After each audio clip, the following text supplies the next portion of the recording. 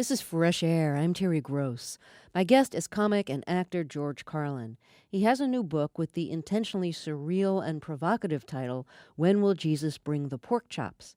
It's a follow-up to his bestsellers Napalm and Silly Putty and Brain Droppings. Carlin continues to target euphemistic language and political correctness while adding many new offbeat observations. Perhaps his most famous comedy monologue has become known as 7 Dirty Words You Can Never Say on Television. In 1973, the Pacifica radio station in New York, WBAI, played this monologue. After a complaint was filed, the FCC put WBAI on notice, threatening possible sanctions against the station if subsequent complaints were received. WBAI appealed the decision. The case eventually made it to the Supreme Court, which ruled in favor of the FCC, establishing the regulation of indecency on broadcasts. Well, George Carlin, can you talk about what led to this routine? Like what you were thinking about, how you wrote it? Well, I don't really know that there was a eureka moment or anything like that. What happened was I'd always held these attitudes. I've always been sort of anti-authoritarian, and I really don't like arbitrary rules and regulations that are essentially designed to get people in the habit of conforming and obeying authority blindly.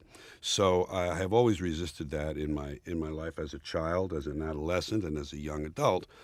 And so I held that attitude. That's the fertile ground for all of this.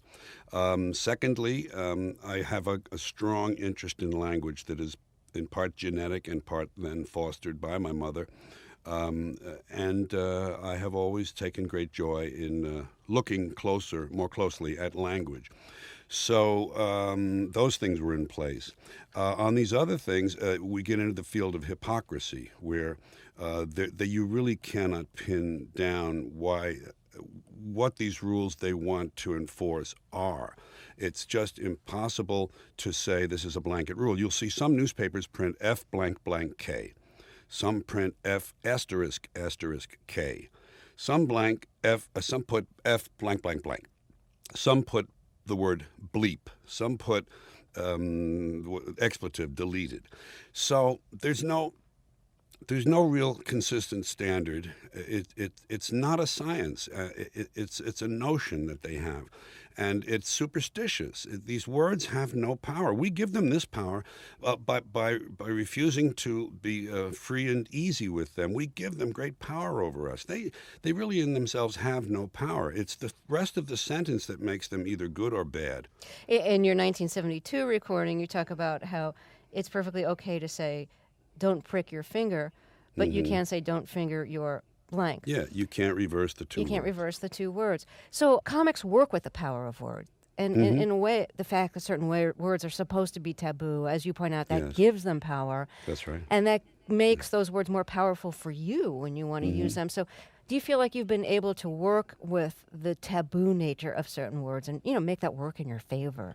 Well, like in that classic routine. Yeah, that is an interestingly disguised way, and I don't mean you were trying to deceive me or anything, but it's in a disguised way of saying, well, don't some people just use these for shock value? You get this phrase all the time from interviewers, shock value. Well, shock is a kind of a heightened form of surprise, and surprise is at the heart of comedy. So if you're using the word in a way to heighten the impact of the sentence or season the stew, they are, after all, great seasonings. There are sentences that, without the use of hell or damn even, lose all their impact. So they have a proper place in language, and in my case, I just like them because they are real and they do have impact. They do make a difference in a sentence. But if you're using them for their own sake, that's probably kind of weak. If you're using them in some way that you feel enhances what you're doing and delivering, that's another thing. Did you ever expect that comedy routine would be actually played on the radio, and it would be part of a case that made it all the way to the Supreme Court, and that it would become as important and famous a case as it became? Well, I knew that it wasn't out of the question that it may be maybe played on the radio. FM radio stations at that time, and there were commercial ones who qualified as what was called underground radio, and an awful lot of liberties were taken with music too. Music that had very, I hate the words explicit and graphic, but those are the words that would be used by someone to describe those kind of songs, those lyrics. I knew there was a chance, but of course, no one ever sees other things coming that are unexpected and larger. I just knew that I had done a piece that summed up my position very well, and sort of had it had a wonderfully rhythmic. The reading of those 7 words, the way they were placed together, had a magnificent kind of a jazz feeling, a rhythm that was just very natural and satisfying, the way those syllables were placed together. And so I knew I had done something that was making an important point about the hypocrisy of all of this. Were you at the Supreme Court when the case was being argued? No, I was an interested bystander. It wasn't my case. It generated a certain amount of attention for me, which I guess a performer never walks away from.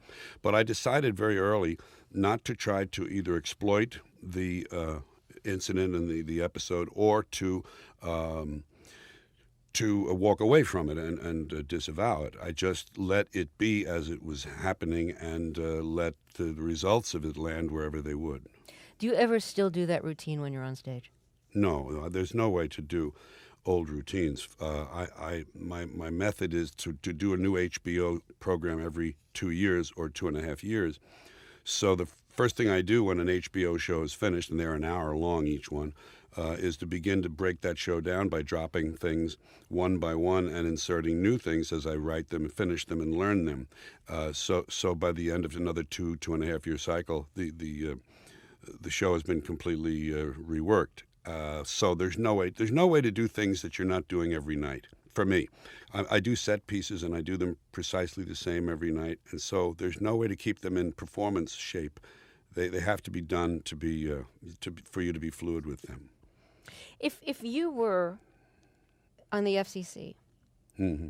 if you served on the FCC, what, if any, restrictions would you want to see placed on obscenity or on offensive, quote, offensive language?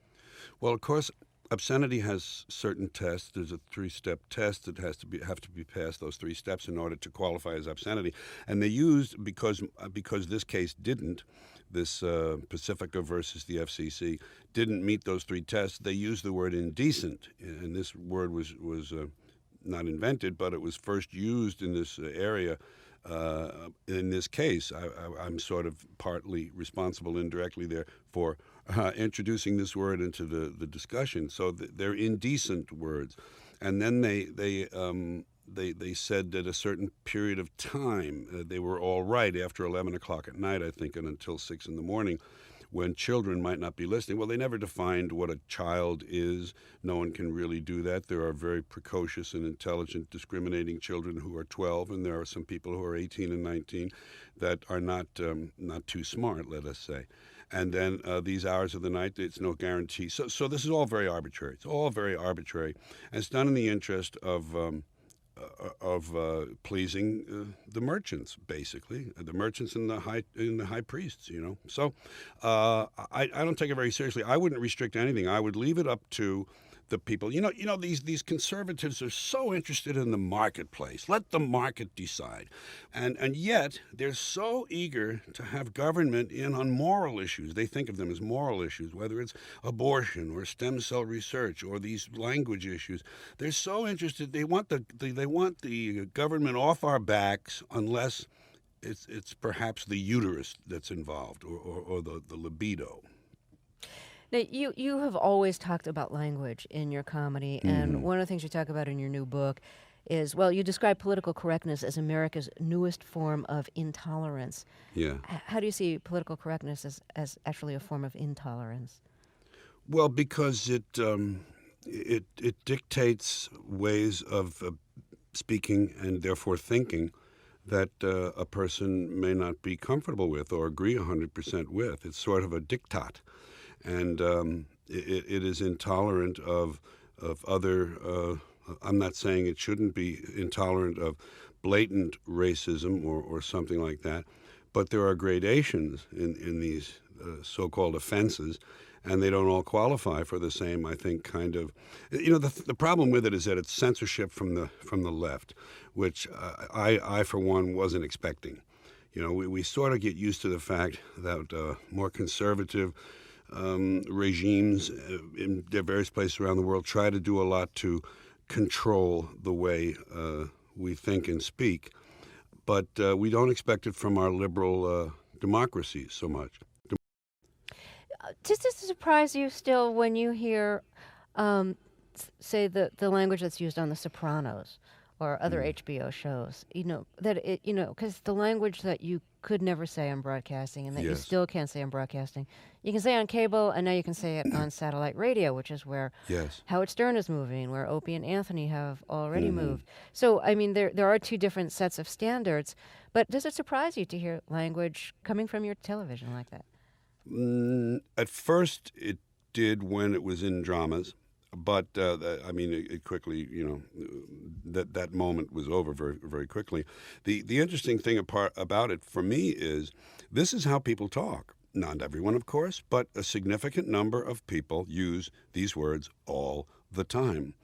And when I was a little boy, I was told to look up to because it was just there was the Second World War. I was born in 1937. I was taught to look up to soldiers and sailors. That's the only words you really used for the armed forces. Soldiers and sailors, policemen, of course, and athletes. That was to develop a little more later. But these are the people. These are the people you should model yourself after. These are the paragons of American value and virtue.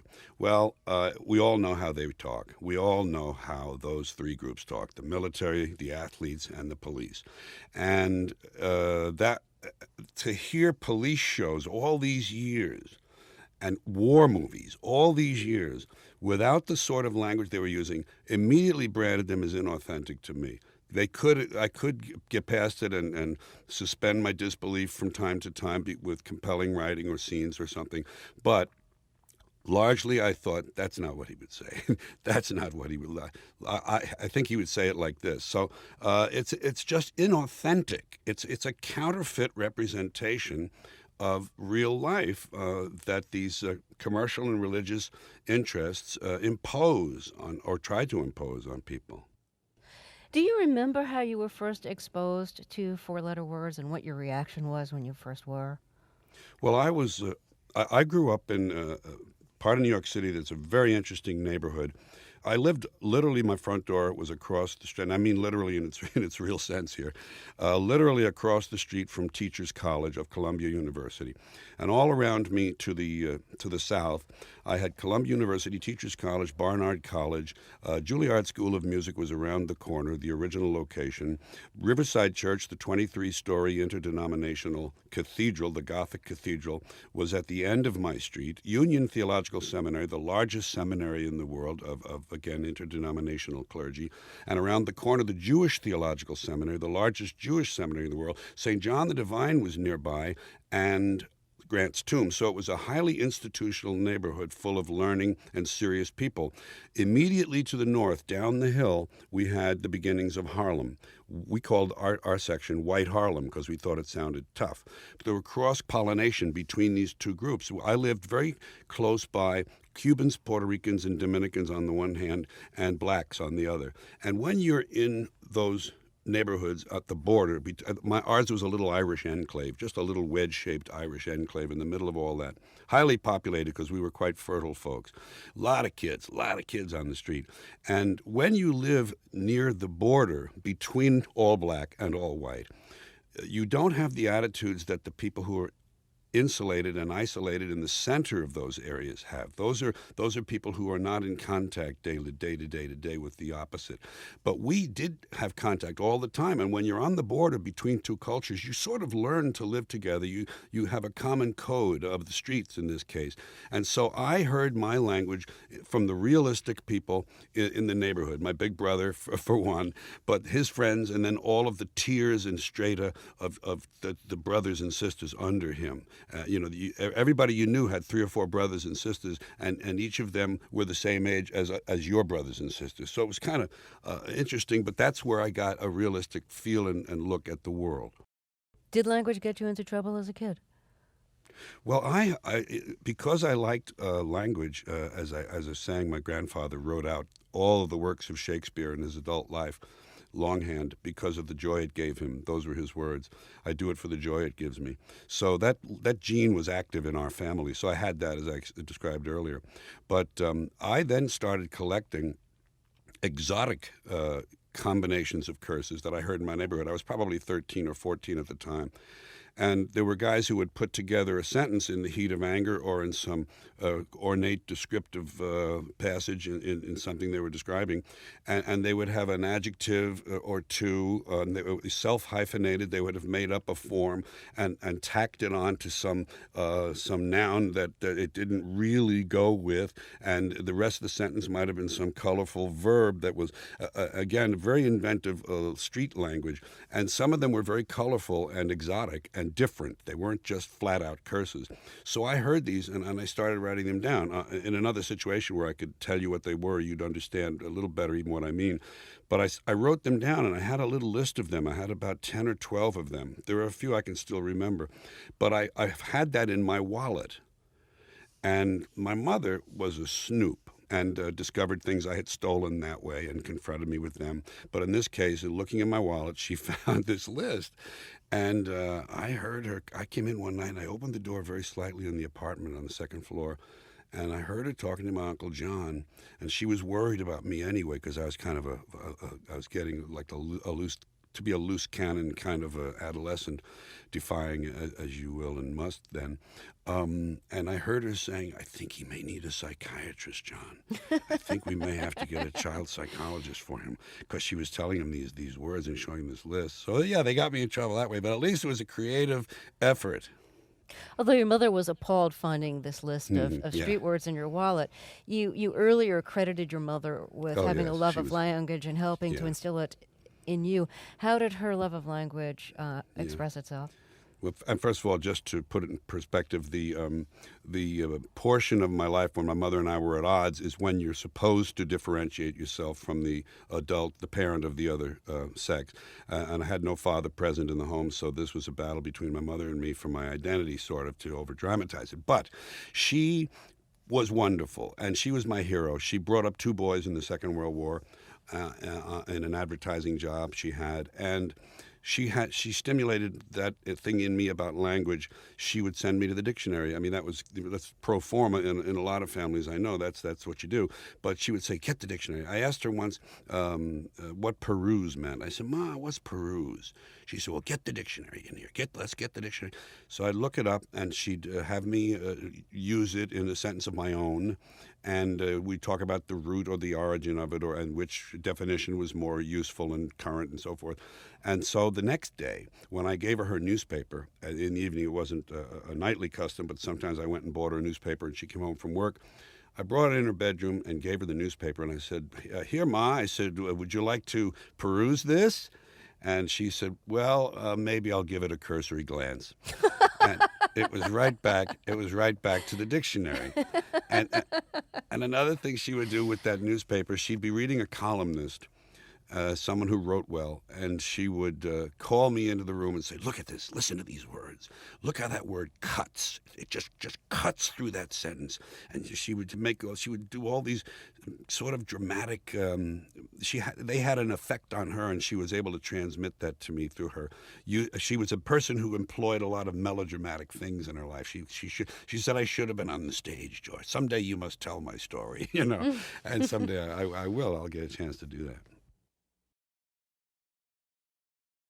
This is Fresh Air. I'm Terry Gross, back with comic George Carlin. He has a new book called When Will Jesus Bring the Pork Chops? It's a follow-up to his bestsellers Napalm and Silly Putty and Brain Droppings. But you're in your 60s now. Do you still get Yeah. a thrill out of learning new words? Are you still aware of new words? And how do you relate to those old taboo words? Do they have an equal weight to all the other language? Yeah, they are.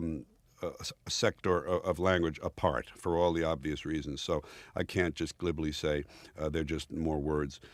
But that is an argument I would make, in defending them as to the power they should or should not have. But I don't so much pay much attention to them. I did compile a list through some research that I did of 2,443 filthy words and phrases. And since I didn't invent any of them, I called it Compiled and Edited by George Carlin, and made a booklet out of it. We made a T-shirt out of it. And some of them are very inventive and colorful and interesting and funny. To think that people sit around, and the story has always been that a lot of these jokes come from prisons. A lot of this kind of language comes from guys who have time on their hands. So I don't know about that part, but the inventiveness of the human mind is the fascinating part of looking into them more deeply. But in terms of the language, my interest, yes, I do. I cannot look up a word in a dictionary without being delayed along the way when turning to a page that's not the one I want. I'll see something and I want to read about it. Sometimes I'll forget the one I was looking up. I have to go back to the source of the thought and then come back to the dictionary, because they're just very, very interesting. And I love noticing. See, I quit high school in ninth grade, but first year high school for me had Latin 1. And Latin 1 is when you learn all the vocabulary, and when you learn the declensions of the nouns and the conjugations of the verbs. So it was elemental, and I learned a lot about root formations and the language that grew out of the the Romance languages. Why did you drop out of high school in ninth grade? I could see that they weren't offering anything I really needed. I wasn't interested in merely having a credential. And I knew I had the skills I needed, and all I needed to do was to work hard on the English language, and these skills I had, sharpen them. I had a very strong command of the language as it was, as I was at that time, and I knew that would develop further. And I knew that I didn't really need all of that stuff that they offer, that they teach you, to do what I wanted to do. I was very inner-directed and very self-sufficient. I had an autonomy in my heart that kept me moving in my own path. Did you know in ninth grade when you dropped out that you wanted to be a comic? Oh, yeah. I knew that in fifth grade. I wrote a little autobiography then. I said I want to be a comedian or an impersonator or an announcer or an actor. And I had a plan. The plan was radio first, because there's no audience there present. You get away with more, be nervous. The nerves are different. Second step would be stand-up comedy. And once I was good enough at that, they'd have to let me in the movies like Danny Kaye. That was my childhood thought. I thought it was a birthright, and I thought that I had a path figured out. And the path worked that way. I just realized later I was a better comedian than I thought, and I could abandon the actor part. Well, give me a call when you become a star of family comedies. I surely will. Now, I know you made it onto radio before you became Yes. famous as a comic. What was your radio persona? Well, I was on the first job I had was in a place, Shreveport, Louisiana, which sounds like kind of an easily ignored place, but it had 9 stations. It was a hot radio market, as they said, and we were number 1. I had a 52 share.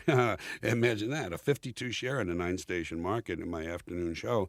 So it was top 40, but it wasn't as rigid as top 40 became. It wasn't it didn't sound like a robot, time, temperature, and the label and the name of the artist. You could be a little bit of a personality too. So we played top 40, and I was I was only 18. It was great to be playing the very music that I was dancing to at night.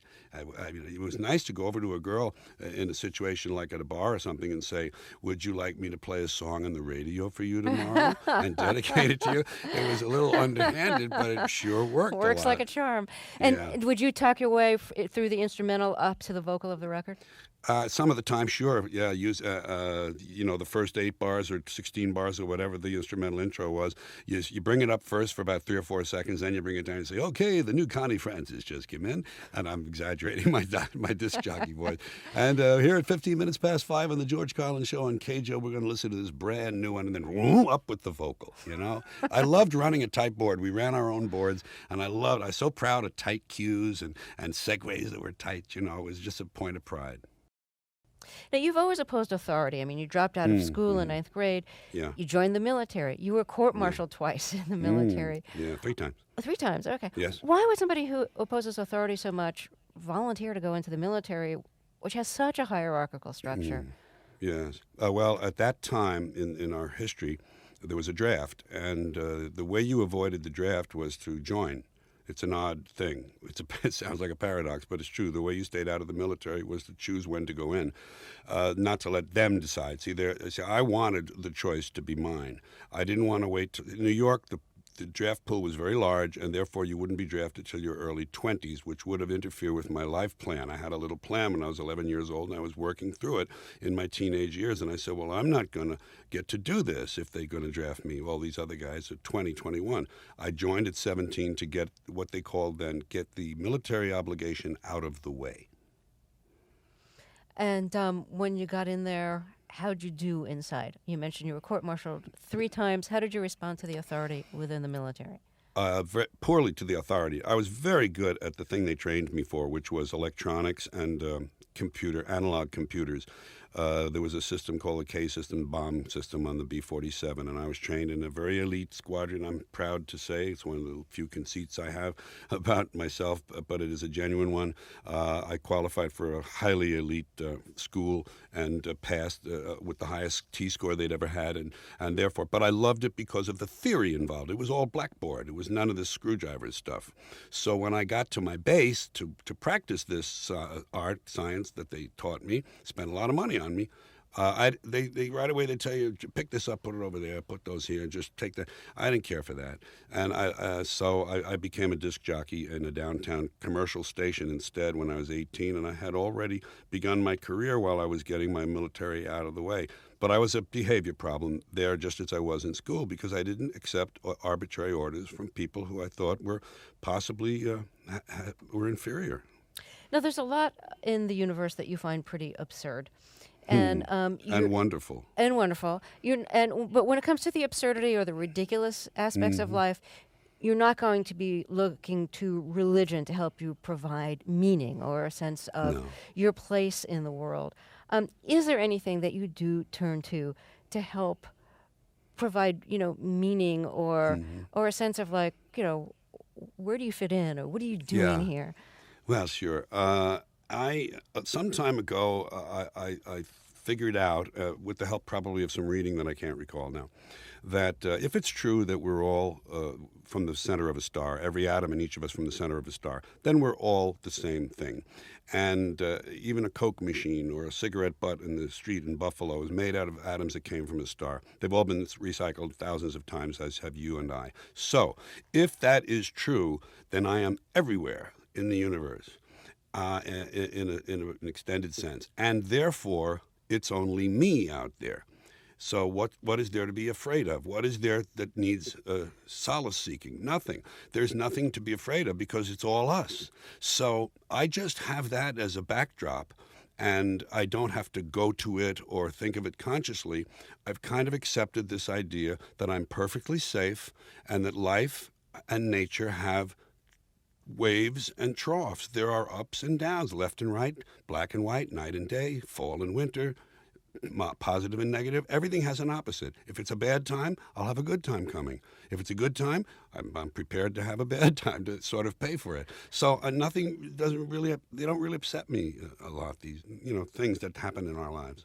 It's great the way you described it, as how like the whole world is really you, like we're all the same molecules. The whole universe, yeah. The whole universe is you. It's this great mix of like narcissism and mysticism rolled into one, the way you put it. And that's kind of, and that's essentially what we all are. The trouble is we have been separated from that universe by being born and given a name and an identity and being individuated. We've been separated from the oneness, and that's what religion exploits, that people have this yearning to be part of the overall one again. So they exploit that. They call it God. They say he has rules, and I think it's cruel. I think you can do it absent religion. Now, you've had your time spent with drugs and alcohol, and yes. A lot of people in entertainment burn out or end up killing themselves, intentionally or inadvertently through that burnout with the help of drugs and alcohol. You've also had 3 heart attacks. So, Yes. so I'm wondering, are you ever nervous about death or illness or the prospect of being, physically Hmm. diminished at some point? Is Hmm. this the kind of thing Yeah. like you have anxiety about, or do you just kind of like whatever? Well, I don't like the idea of not being here anymore because I do have such a joy in living my life. I love my writing. I love to sit alone and write. I love Sally, and we have a wonderful love together. And I don't want to leave those things. So that will be a hard thing to face if I have a moment or two or a month or a year to face it. But I don't necessarily have anxiety about those things. I would hate to lose my power of speech because it is sort of my identity for me.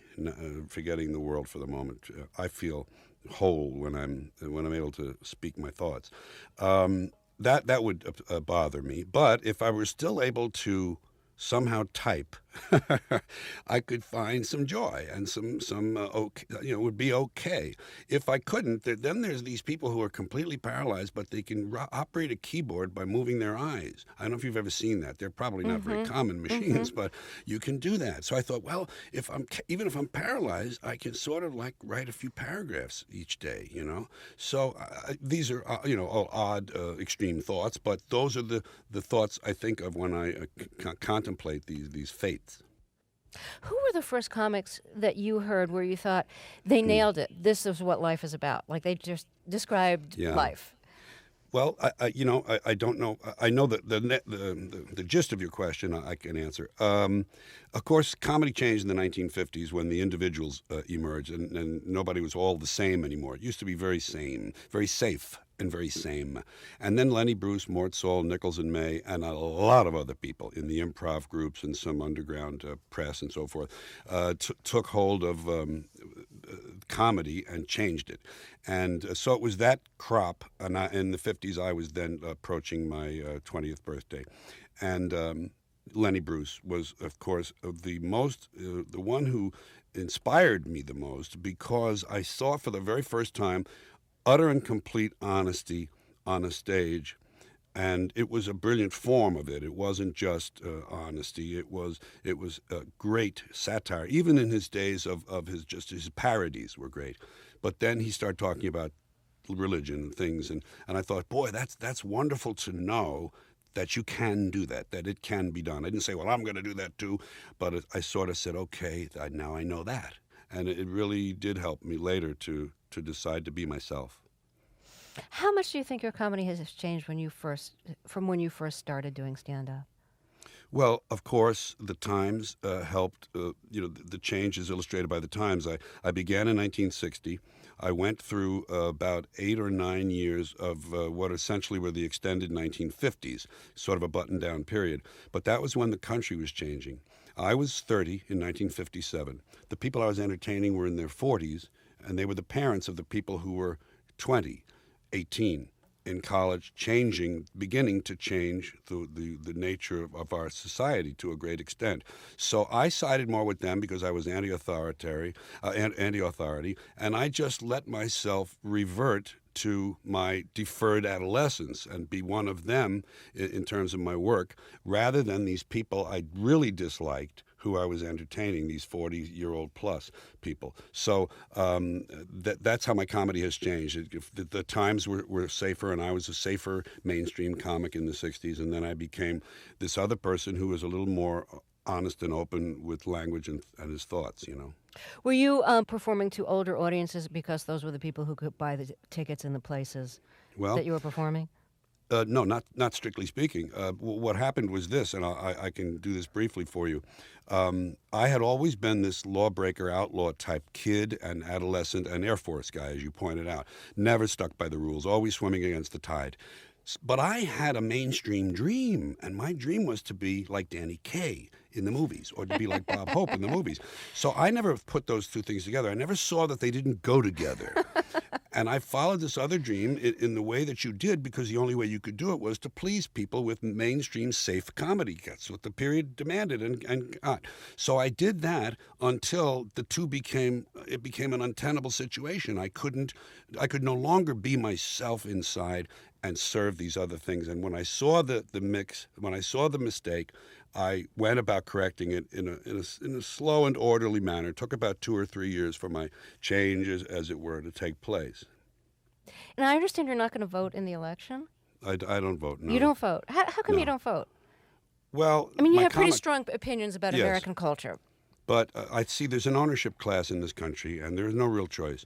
The Republicans and Democrats offer it's a changing in the lawn furniture. You move the chairs and tables around a little bit so it looks and feels different.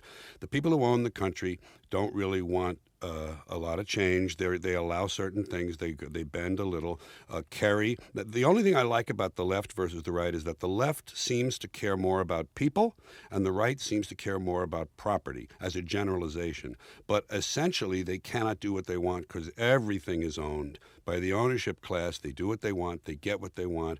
And Americans deserve what they get because they're not really engaged intellectually at all. They're easily manipulated and swayed. Well, George Carlin, I'd like to ask you to end our interview by reading the final piece in your new Sure. book. And the book is called When Will Jesus Bring the Pork Chops? And this piece is called The Secret News. And you're welcome to say anything about writing it before you read it, or to just read it, whatever you prefer.